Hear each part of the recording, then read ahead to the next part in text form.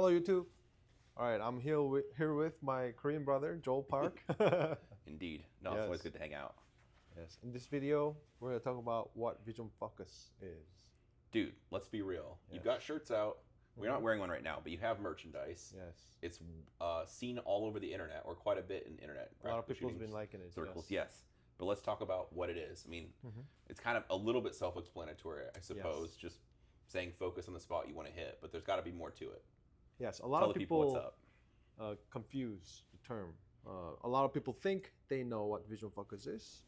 And in fact, a lot of people taking my classes, so vision focus class, one of the class curriculum I have, a lot of people come to my class and say, hey, I watched your video or I heard about vision stuff and yeah, I've been training. And then they go through my class. I have a couple specific exercises that's both shooting related and shooting not related. So a couple exercises. And after they do that, immediately usually tell me, oh, I had no idea what visual focus was. And also most of the time is also this. I think I was understanding it, but I didn't know what actually 100% capacity of it is. That was one of the most feedback from vision focus class. All right, you got my attention. So Yes. what is it? What does it mean? Yes. So vision focus generally is self-explanatory, but for practical shooting wise, there's 3 specific things that you have to do.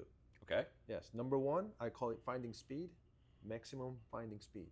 What that means is when you are acquiring the target and also identifying exactly where you're going to place the bullet, that's a different case where some people acquire the target as a blurred out outline of the target. Like for example, if it's a humanoid target, they look at the shape of the humanoid target, like blurred brown colored thing. Sure. And they center their gun somewhere in the brown thing and call it good. Yes.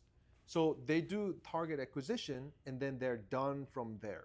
Okay, I'm with you. Where what has to happen, acquisition, yes, the vision spots the outline of the target and you have to pinpoint a small spot where you want to place your bullet, of course. So you have to find those spots. And for that, to specifically pinpoint the spot, or sometimes I call it molecule size spot on the target, it requires focal depth change. Our eyes work kind of like a camera. In our eyes, there's muscle to kind of change the focal depth. Imagine camera has to like do this, dilating tight and opening it up, depends on where the focal depth has to be. That happens in our eyes. Axillary muscle is what we have in our eyes. So this is kind of a muscular thing and mental thing at the same time. You have to control the muscle to focal depth, zoom in. Technically you can't really zoom in like a 2 power, 5 power, but that's how I usually also say it. It's just shrinking that focal depth to identify molecule size spot. And that takes time. There's simple exercise I do in my class. If you already watched the recoil management deep dive video in my channel, you'll know one of the exercise where I tell people, hey, there's a black tape, put your index finger up there. When you hear the buzzer, look at the fingertip, another buzzer, look at the tape. So basically you're looking at far object, close, far, close. And then I speed it up and everybody kind of feel that zooming in effect or the focal depth change effect. They're seeing things clear in the far, clear in the close. So when they experience that, they feel the tightness as the speed goes higher and higher. They're trying to attempt to change the focal depth faster and faster. So there is a muscle thing. So it's almost like you don't want to, if it's a bicep curl, you don't want to casually do it. You want to do all effort, 100% effort. Imagine focal depth change is a 100% effort thing if you want to change focal depth as fast as humanly possible speed. When you're talking about focal depth change, we need to be specific. Words matter. Yes. So this means it's sharp and in focus and not blurry or fuzzy. Exactly. So if you're looking at the target, if it was, for people familiar with like USPSA where it's got perforated letters, if you were in distance, you'd see the perforation on the targets. It wouldn't look brown. You'd see like the outline, the little dots between the perforations, the letters. If it's your fingertip, you'd see like details on your finger, some little cut or whatever. Yes. It's not like a wrinkle or something. Sure, it's not just a finger, but you're looking and seeing a little tiny spot or a little detail. Okay. Exactly. The clarity is not the matter here. A lot of people tell me, especially with aging eyes, they tell me, hey, my vision is not good enough to be able to see a perforation or a small spot. Like, no, don't worry about it. And I give them my glasses sometimes. They're like, oh crap, you have bad vision. Yes, I was born with a very bad vision. Like I said, It's not really about clarity itself. It's the effort of change the focal depth as well as possible, whatever eyesight you have. So that's the condition number one. You have to change your focal depth every single time as fast as possible, no matter what the distance. Even if it's 3 target at 5 equal distance, 5 yards, when you look at a small spot on the target number 1 and when you go to target number 2, our eyes actually dilate. They lose that small spot when you move away to the next target. So you got to redilate or refocus it. So number 1 again, changing the speed of your focal depth as fast as possible to pinpoint that molecule-sized spot. And that's the first effort. Okay. But that sensation of changing your focal depth, if you don't have that during your practice, you're not training it right. Hold up. Right. What's up, You're dude? not training right if you're not putting that effort or focus in your own dry fire training, live fire training, walking the stage if you're a competition shooter. Anytime you attempt and have intent to shoot it, you have to have that visual focus, changing focal depth as fast as possible. Okay. Yes. Number makes 2 is vision guidance. So once you spot that molecule-sized spot, you need to basically want your red dot to place on that molecule-sized spot precisely. Okay. That's what it means, visually guiding. So in this process, one critical thing is you have to have 100% mobility. You guys probably heard about, hey, relax your shoulders. Shoulder tension is bad. Yeah. Yes. In my class, I actually teach a lot of people how to move better and relax the tension. It's a correlated thing. The reason why we want the shoulders relaxed is if you tense up your shoulder here, what's over here? The socket here is connected to your arms. Arms are actually in the shoulder and shoulders are connected to that muscle. So if you tense that up, arms lock up. So they will not move very well. Okay. And you will see some people trying to push the gun with the entire body moving around, transitioning around, like leaning around happens. So there's 2 things that has to happen. Number 1, once you find that molecule-sized spot, keep telling it, I want to see the red exactly there. I want to place the red dot perfectly on the molecule, exactly on the molecule. That's condition number 1. Number 2 is stay relaxed on the shoulder so arms can move. Yes. So there's vision guidance and body listening to the vision. And then number 3 is urgency. Urgency is basically desire to have something happen now and faster. So once you find the molecule spot, hey, I want the red dot exactly there, now, faster. So you're wanting to have that desire. During this process, if you stay relaxed on the shoulder and arms move at 100% mobility, very likely you're also maintaining the precise motion of the dot placing on the molecule, and also you're increasing the speed, not by trying to muscle it around, but by the desire, wanting it happen, it'll start going faster. That's how brain works. So if you imagine, if there's like somebody trying to slap you, if you block your eyes, vision, lock up the body, you can't move and throw a counterpunch. But if you are vision focused and you have the desire to move away and then throw a punch in the perfect timing, it's gonna work. Like I learned that urgency part, especially playing video games. It was a fishing video game, so if the fish bites a bait, as a bar comes out, and there's a thing moving left and right, and there's a red zone in the middle. What fishing game was this? I forgot the name, but you have to place the bar perfectly in the red zone Okay. to catch the fish. Okay. So it's almost like that. If you watch Wanted, the movie Wanted, Yeah. there's a scene where this is like a sewing machine. There's things go left and right. Oh, left and yeah, right, and yeah, you have yeah. to catch that. Yeah. It's almost like having that moment of catch happen as fast as possible. So it's like dot going to that spot as fast as possible. It's like the desire that actually produces adrenaline. Now, this is actually backed up by science. It's not just something that I made up because of whatever reasons. There's a bunch of papers. One thing I would recommend, if you have time, listen to one of the podcasts by Andrew Huberman. Andrew Huberman is very famous neurology doctor. How do you spell his last name? Huberman is Huber man. Okay. People are going to Yes. ask in the comments. That's why we got it. If you're a nerd, you know him. He's a famous PhD, like multi-million follower, subscribers, blah, blah, blah. He has a few videos of it, but one of the video, it's called optimal learning, and another episode is, I think, how to focus to change your brain. Okay.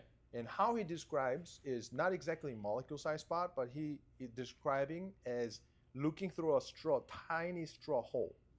So whenever your vision is trying to focus that amount, like small spot, it actually accelerates your learning ability. He says something about like neural brain, they fire up, be plastic, whatever. I don't want to be too scientific, but he basically says that's the best way to learn and change your brain or learn something.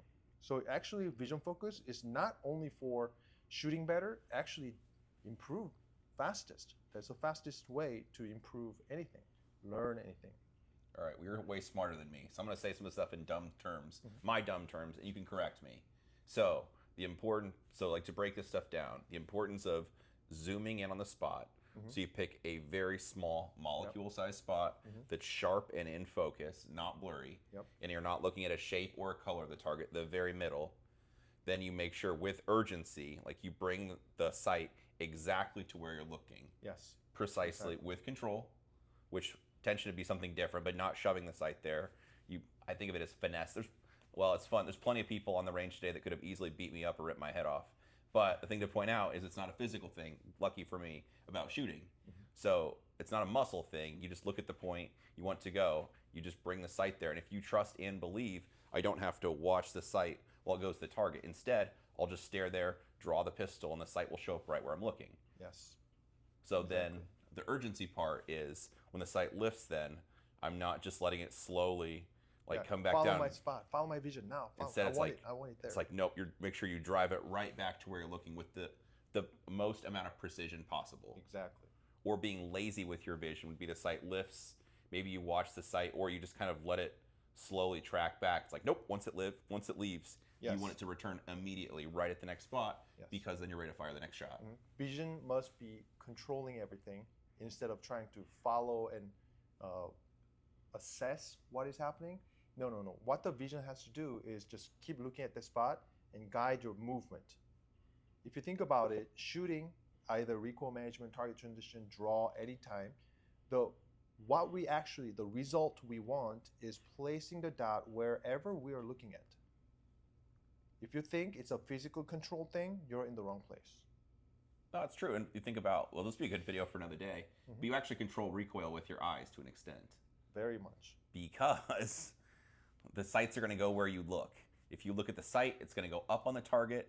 If you look at the whole target, the sight will just go somewhere on the target with the most precision. Well, we do a demo in class shooting with a cup and saucer. So this is a total nonsense grip, but you could grip the gun like this, and maybe it's not the fastest, but the sight will track right back to where you're looking if you're very demanding of where you're looking and you just finesse the sight back to where you're at compared to muscling or shoving. If you take my vision focus class, pretty much everybody agrees, hey, how much do you think, before the class, how much do you think the mechanics matters for shooting? And a lot of people say probably 100%. And they take my class, and sometimes I ask again, now how much do you think mechanics matter? Like, I don't know, maybe 10%? Yes, that's the experience people go through my specific exercises that really reveals what's capable with your vision.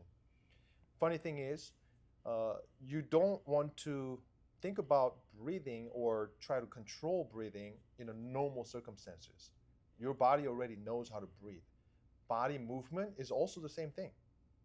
When we try to drive a car, we try to look where we go. Like, that's what we do. Motorcycle riding, you look where you go. And body knows how to move there. And shooting is very the same thing. Of course, like I said, there has to be certain conditions that has to make it happen to be able to move the red dot to where we look, which is one of the things we want, shoulder tension. Sure. Yeah. So arms can be 100% mobile. And they follow your vision at 100% mobility, meaning you can move precise and you can move at a high speed. So basically, a lot of the times people go through in the very beginning of my vision focus class is really about linking your vision and the body movement. So you don't really have to worry about how much muscle, how much tension. It's just relax your shoulders, let the arms move, and just look at where you go or where you shoot. Reloading is the same case. You look at a specific spot on the mag well and guide your magazine in there. Movement is the same way. When I say, hey, look at that stop sign, go there, just go there now. And people start walking. And then, hey, get there now, fucking now, hurry up. Then, what are you gonna see? Some people may be sprinting, some people may be choppy step, but really fast. I don't really care how exactly people run, usually. However, as they put urgency in their movement, both either movement or shooting, you will see people just being able to accelerate much higher level by just putting urgency there. So those three things are what vision focus means. So in sequence, hey, find your molecular spot as fast as possible, and that exact spot, place the red dot exactly there now, faster. But of course, vision focus is, like I said, it's a muscle related also in your eyes. So there is a thing, endurance. So some people are not able to focus like 15 seconds, 30 seconds, things like that. So the exercise we go through, I usually tell them, hey, just looking at the finger in the farther distance, near, far, do that 10 times a day, 10 times a day. Usually it's not even 5 minutes. Like I said, in about 15 seconds, most people will fatigue. And that fatigue happens, you push through that fatigue with 3 more seconds. So you're actually like workout, you reach fatigue, you don't actually stop there, right? When people work out, they do 1 more rep or 2 more reps after that. I like doing no more reps. Yeah. So eventually, if you can do 30 seconds, 10 times a day, that's only 5 minutes. That sounds like the loading screen for a video game. Yeah, absolutely. Like when I join League of Legends or something, I have some 30 seconds here and there. I like it. Just by doing that, ability goes way much. Perfect. All right. I'm normally in the Call of Duty lobby talking trash to all the like 7-year-old kids. All right. Yes, but vision is, if you actually watch a lot of top shooters, top performers, not just shooting, any sport, top performers, they have great vision focus. Good. I like this. I think this was very good. Yeah, thank you. So, I'm glad you let me interrogate you. If you guys have more questions for Professor Kim, you should drop it below. Then you can just make more videos to answer their questions, ironically yes, enough. Maybe I'll take another episode of secrets about how to make the vision focus longer. Take 2 pills of Viagra and some coffee, and yeah, we'll talk about that next episode. I can't wait. All right, on that note, I'm going to call this before it gets any worse.